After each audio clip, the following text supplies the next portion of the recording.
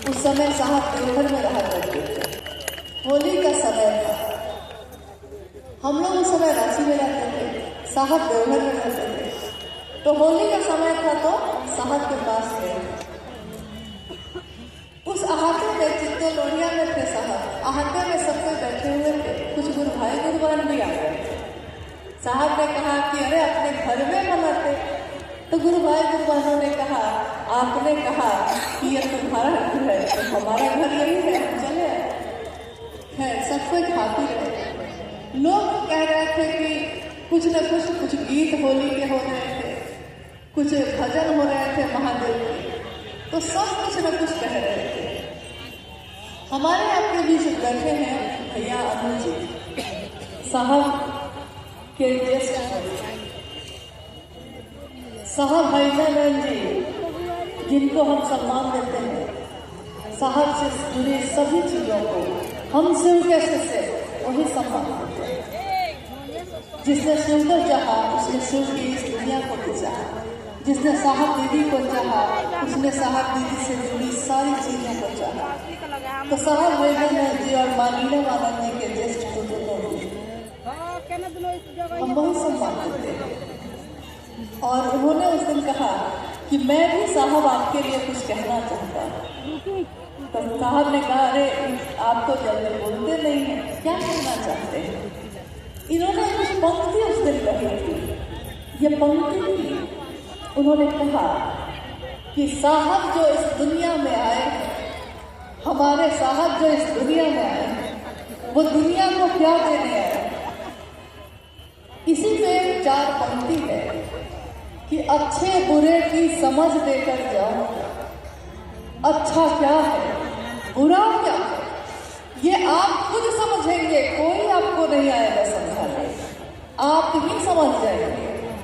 अच्छे बुरे की समझ देते जाऊंगा, दूसरों को परखने की नजर देते जाऊंगा। दूसरों को परखने की कि कौन सही है, कौन गलत है, कौन सचमुच में शिव का शिष्य है, कौन मुखौटा बनाकर आपके साथ चल रहा है, कौन आपको साहब दीदी से दूर ले जाता है, शिव से दूर ले जा रहा है, खुद से जोड़ रहा है, ये आप परख लीजिएगा खुद। कोई नहीं आएगा आपको बताएगा, हम में से कोई नहीं आएगा, आप खुद जाइए। दूसरों को परखने की नजर देके जाऊंगा। यारो मैं इस जमाने का संग तराश हूं। यारो दोस्तों मैं इस दुनिया का संग तराश हूँ। दुनिया का संग तराश का अर्थ होता है, संग तराश कहते हैं मूर्ति का, जो बेकार पड़े हुए पत्थर को भी अपनी छेनी और हथौड़ी से मार मार कर उसको मूर्ति बना देता है। एक दिन वो पत्थर बेकार पड़ा था, छेनी और हथौड़ी के प्रहार से वो देवी की देवता की मूर्ति बन जाता है और लोग उसकी पूजा करते हैं।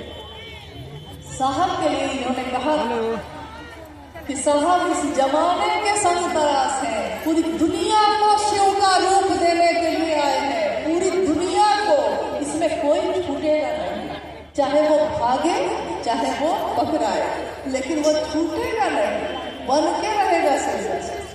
तो दुनिया को शिव का रूप देने आए हैं। और यारों मैं इस जमाने का संग तराश हूँ, पत्थरों को भी बोलने का हुनर देकर जाऊंगा। आप सोचते हैं वो पत्थर है, उसको कुछ नहीं आता, उसको समझ में नहीं आता, उसके अंदर संवेदना नहीं है, उसके अंदर एहसास नहीं है, वो अपने साहब दीदी के दर्द को नहीं समझता। तो ये बिल्कुल गलत है। जिसको आप समझते हैं कि ये तो मामूली लोग हैं, जिसको आप मामूली समझते हैं, जिसको आप समझते हैं कि ये तो जंगल की घास है, अपने पैरों से रौंद सकते हैं हम, एक दिन याद रखिएगा, एक दिन वही घास इतनी बड़ी हो जाती है कि अपने को रौंदने वाले पैर को ही जकड़ देती है और उसको रुकने पर विवश कर देती है। यहाँ शिव की सिद्धता में कोई साधारण नहीं।